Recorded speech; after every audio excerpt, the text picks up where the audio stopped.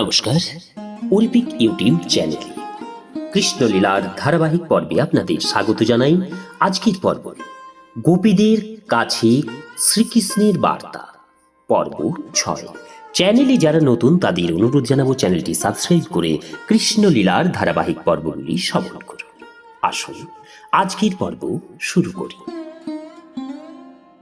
ভগবত অনুরাগী ভক্তবৃন্দরা, তাদের জীবনের লক্ষ্য শ্রী শ্রী রাধাকৃষ্ণের দর্শন লাভের মনোবাঞ্ছা বা জীবনব্রত সর্বদা অপূর্ণই রয়ে গেছে। তারা রাধাকৃষ্ণের সাক্ষাৎ কখনো পাননি।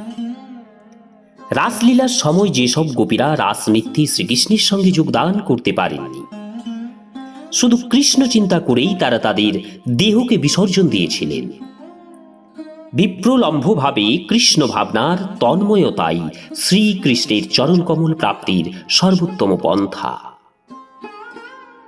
শ্রীকৃষ্ণের নিজের বিবৃতির মাধ্যমেই গোপিকা সুন্দরীরা বিপ্রলম্ভময়ী ভগবত ভক্তির প্রগাঢ়তা সম্বন্ধে দৃঢ় নিশ্চয় হয়েছিলেন। তারা প্রকৃতপক্ষে কৃষ্ণ উপাসনায় অপ্রাকৃত অনুভূতি লাভ করেছিলেন এবং এইভাবে তারা দিব্য উন্মাদনাময় মহাভাবে বিভোর ছিলেন। ব্রজসুন্দরীরা তখন বলতে লাগলেন, আমরা শুনেছি প্রতিনিয়ত যাদবদের উৎপীড়নকারী রাজা কংসকে বধ করা হয়েছে। কংসের এই মৃত্যু বার্তা আমাদের কাছে এক শুভ সংবাদ। তাই আমরা আশা করি ভক্তের মনোভিলাষ পূর্ণকারী শ্রীকৃষ্ণের সান্নিধ্যে যদুকুলের সকলেই পরম সুখী। প্রিয় উদ্ধবজি, মথুরার বিদুষী পুরনারীদের সান্নিধ্যে অবস্থানকালে কখনো কখনো কখনো আমাদের কথা কি কৃষ্ণের মনে পড়ে? আমরা জানি মথুরাপুরী নারীরা কেউ গ্রাম্য বালিকা নয়। তারা সকলেই যেমন বিদগ্ধা তেমনি সুন্দরী। পুরো নারীদের হাস্যময়ী সলজ্জ দৃষ্টি এবং অনন্য রমণীয়ভাবে নিশ্চয়ই কৃষ্ণকে অত্যন্ত আকৃষ্ট করে। আমরা খুব ভালোভাবেই জানি সুন্দরীদের ভাবভঙ্গি কৃষ্ণের অতীব প্রিয়। তাই মনে হয় কৃষ্ণ এখন মথুরার পুরো নারীদের রূপে আসক্ত এবং মুগ্ধ হয়ে পড়েছে। প্রিয় উদ্ধবজি, অন্যান্য সুন্দরীদের সান্নিধ্যে অবস্থানের সময় আমাদের কথা কৃষ্ণ কি এখনো মনে করে? কৃপা করে আমাদের বলুন। অন্য একজন গোপবালা জিজ্ঞাসা করলেন, কুমুদিনী কুসুমের সৌরভ ভরা চন্দ্রালোকে যখন বৃন্দাবন অপূর্ব সুন্দর হয়ে উঠেছিল, সেই মধুর রাতের কথা কৃষ্ণের কি মনে পড়ে? নূপুরের ধ্বনিপূর্ণ পরিবেশে কৃষ্ণ আমাদের সঙ্গে রাসলীলা করেছিল। তখন আমরা পরস্পর মধুর বাক্যালাপ করেছিলাম। সেই মধু যামিনীর কথা কৃষ্ণের স্মরণ হয় কি? সেই মধু যামিনীর কথা স্মরণ হলে আমরা গভীর বিরহ অনুভব করি। কৃষ্ণের বিরহে আমরা চঞ্চল হয়ে উঠি। আমাদের দেহ যেন তখন দগ্ধ হয়ে থাকে। দাবানল নির্বাপিত করবার জন্য যেমন আকাশে মেঘের আবির্ভাব হয়, সেই রকম আমাদের সে জ্বালা শান্ত করতে কৃষ্ণ বৃন্দাবনে ফিরে আসার প্রস্তাব রয়েছে কি? অন্য এক গোপী বললেন, কংসারী কৃষ্ণ হচ্ছে পরমেশ্বর ভগবান, লক্ষ্মীপতি। সে হচ্ছে আত্মারাম। আমরা ব্রজবালা বা মথুরার পুরুষ সুন্দরী কারো সঙ্গেই কৃষ্ণ কোনো সম্পর্ক রাখার প্রয়োজন মনে করে না। কৃষ্ণ হচ্ছে অন্তর্যামী। এখানে বা অন্যত্র কোথাও কারো সাথে কৃষ্ণ কোনো সম্বন্ধই রাখে না। গোপীদের মধ্যে আরেকজন বলতে লাগলেন, বৃন্দাবনে কৃষ্ণের আবার আগমনের আশা করা সম্পূর্ণই অযৌক্তিক। বরং নৈরাশ্যের মধ্যেই আমাদের খুশি হওয়া উচিত। এমনকি বারবনিতা পিঙ্গলাও বলেছিল, নৈরাশ্যেই পরম সুখ। এইসব কথা জানা সত্ত্বেও বৃন্দাবনে কৃষ্ণের প্রত্যাগমনের আশা ত্যাগ করা আমাদের পক্ষে খুবই কঠিন। যিনি অকাম, লক্ষ্মী দেবী সর্বদাই যার বক্ষ লগ্না, সেই কৃষ্ণের সঙ্গে নির্জনে মধুর বাক্যালাপ কে ভুলতে পারে? প্রিয় উদ্ধব, এই ব্রজ কালিন্দী পুলিন গাভী এবং বনভূমিতে পূর্ণ। এখানে ব্রজবাসীরা কৃষ্ণের মধুর মধুর ধ্বনি শোনে। সেই মুরলী ধ্বনি আজও আমাদের কণ্ঠে বাজে। অগ্রজ বলরামকে সঙ্গে নিয়ে আমাদের দ্বারা পরিবেষ্টিত হয়ে কৃষ্ণ ব্রজের ভাব আস্বাদন করে। এইভাবে ব্রজের মধুময় পরিবেশে শ্রীকৃষ্ণ বলরামের স্মৃতি সর্বদাই আমাদের মনে জেগে ওঠে। ভাগ্যলক্ষ্মীর নিবাস শ্রীকৃষ্ণের চরণ চিহ্ন বৃন্দাবনে থাকলেও কৃষ্ণ লাভে তা আমাদের সহায়ক নয়। গোপিকারা তাদের মনোভাব ব্যক্ত করে আরো বললেন, বৃন্দাবন আজও ঐশ্বর্য এবং সম্পদে পূর্ণ। জড়জাগতিক উপকরণের কোনো অভাবই নেই এখানে। এত সব সম্পদ ও ঐশ্বর্যে বৃন্দাবন পরিপূর্ণ হওয়া সত্ত্বেও গোপবালারা কৃষ্ণ এবং বলরামকে কিছুতে ভুলতে পারে না। কৃষ্ণের মনোহর গতি, মধুর হাস্য, কৌতুকময় কথাবার্তা, তার অতুলনীয় রূপ ও লাবণ্য প্রতিনিয়ত আমরা স্মরণ করছি। কৃষ্ণের মধুর ব্যবহারে আমরা সকলেই নিজেদের কথা ভুলে গেলেও তাকে আমরা কিছুতেই ভুলতে পারছি না। আমরা সর্বদাই কৃষ্ণের উদ্দেশ্যে এই বলে প্রার্থনা করছি, হে রমাপতি, হে ব্রজেশ্বর, হে আরতি নাশন।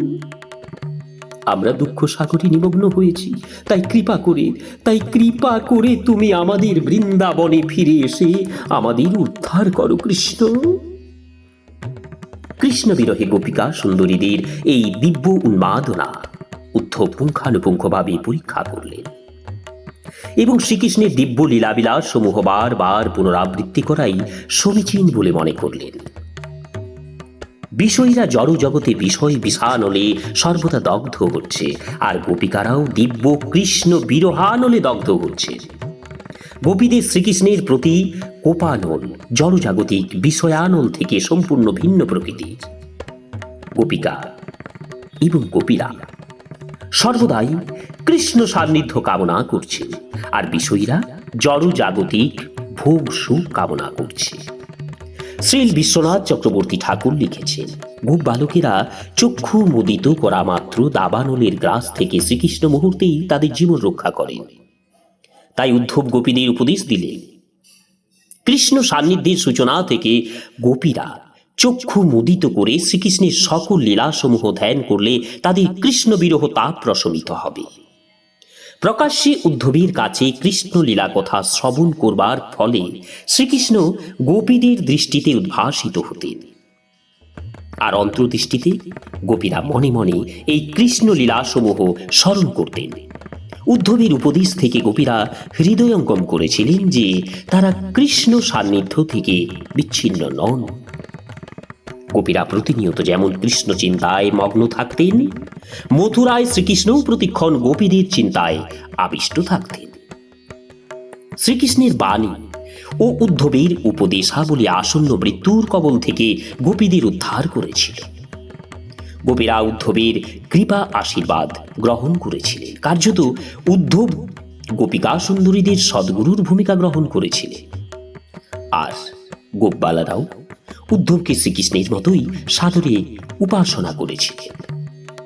প্রামাণ্য শাস্ত্রের নির্দেশ হচ্ছে সদ্গুরু পরমেশ্বর ভগবানের মতোই উপাস্য এবং পূজ্য, কারণ তিনি ভগবানের প্রিয়তম এবং অন্তরঙ্গ সেবক। এবং সকল মহান বৈষ্ণবাচার্যেরা স্বীকার করেন যে সদ্গুরু হচ্ছেন ভগবান শ্রীকৃষ্ণের বহিঃপ্রকাশ স্বরূপ। শ্রীকৃষ্ণ তাদের সঙ্গেই রয়েছেন। এই উপলব্ধি করে গোপাঙ্গনাদের দিব্য কৃষ্ণ বিরহ তাপের উপশম হল। হৃদয়ের সমস্ত ভালোবাসা দিয়ে তারা আন্তরিকভাবে শ্রীকৃষ্ণের সান্নিধ্য স্মরণ করলেন, আর প্রকাশ্যে চূড়ান্ত উপদেশের মাধ্যমে উদ্ধব গোপিকাদের কৃষ্ণ উপলব্ধিতে সাহায্য করলেন। শাস্ত্রে ভগবানকে অধক্ষজ বলে অভিহিত করা হয়েছে, যার অর্থ পরমেশ্বর ভগবান হচ্ছেন সকল জড় ইন্দ্রিয়ের অগোচর। শ্রীকৃষ্ণ সকল জড় ইন্দ্রিয়ানুভূতির অতীত হলেও তিনি সকলের হৃদয়ে রয়েছেন। একই সময়ে সর্বব্যাপী ব্রহ্মারূপে তিনি সর্বত্রই বিরাজমান। শ্রীমদ্ভাগবতে বর্ণিত উদ্ধবের সান্নিধ্যে গোপীদের দিব্য ভাব পরীক্ষার মাধ্যমেই অদ্বৈত তত্ত্বের তিনটি রূপ পরমেশ্বর ভগবান, অন্তর্যামী পরমাত্মা এবং সর্বব্যাপী ব্রহ্মরূপ উপলব্ধি করা যায়। শ্রীনিবাস আচার্য বলেছেন, স্বর গোস্বামীরা সর্বদাই কৃষ্ণ বিরহমগ্না গোপী ভাবামৃতে নিমগ্ন ছিলেন। শ্রী চৈতন্য মহাপ্রভু গোপীদের পরমোজ্জ্বল কৃষ্ণ ভজন পন্থারে উপদেশ দিয়েছেন। শ্রী সুখদেব গোস্বামীও নির্দেশ দিয়েছেন যে শুদ্ধ বৈষ্ণবের কাছ থেকে গোপীদের কৃষ্ণ উপাসনার পদ্ধতি যে শ্রবণ করবে ও তাদের উপদেশ পালন করবে, সে ভগবত ভক্তির পরম সোপানে অধিষ্ঠিত হয়ে বিষয় ভোগ তৃষ্ণারূপ কাম বাসনা পরিত্যাগ করতে সক্ষম হবে। উদ্ধবের উপদেশ শ্রবণ করে গোপীদের হৃদয়ের তাপ প্রশমিত হয়েছিল। তারা উদ্ধবকে আরো কয়েকদিন বৃন্দাবনে অবস্থান করতে অনুরোধ করেছিল। উদ্ধব গোপীদের প্রস্তাবে রাজি হয়ে শুধু কয়েকদিনেই নয়, কয়েক মাস তাদের সঙ্গে অতিবাহিত করেছিলেন। শ্রীকৃষ্ণের দিব্য লীলা এবং অপ্রাকৃত বাণী স্মরণে উদ্ধব গোপীদের সর্বদাই নিযুক্ত রেখেছিলেন, আর গোপীরা অনুভব করেছিলেন যেন তারা গোপীদের সর্বদাই প্রত্যক্ষভাবে কৃষ্ণ সান্নিধ্যে থাকতে পারে। উদ্ধব যখন বৃন্দাবনে অবস্থান করেছিলেন তখন ব্রজবাসীরা সকলেই তার সান্নিধ্য উপভোগ করছিলেন। কৃষ্ণ কথা আলোচনা করে তাদের দিনগুলি মুহূর্তের মধ্যে অতিবাহিত হতো। যমুনাপলির নানাবিধ বৃক্ষ, ফুল, ফল, গোবর্ধন পর্বত ও গহ্বর শোভিত বৃন্দাবনের প্রাকৃতিক পরিবেশে উদ্ধব কৃষ্ণলীলাসমূহ বর্ণনায় অনুপ্রাণিত হয়ে উঠেছে। ব্রজবাসীরা যেমন কৃষ্ণ সঙ্গ সুখ উপভোগ করত, উদ্ধবের সান্নিধ্যও তারা তেমনই উপভোগ করেছিল। নমস্কার, আজকের পর্ব এখানেই শেষ করছি। আগামী পর্বে আসব। চ্যানেলে যারা নতুন তাদের অনুরোধ জানাবো চ্যানেলটি সাবস্ক্রাইব করে কৃষ্ণলীলার ধারাবাহিক পর্বগুলো শ্রবণ করুন।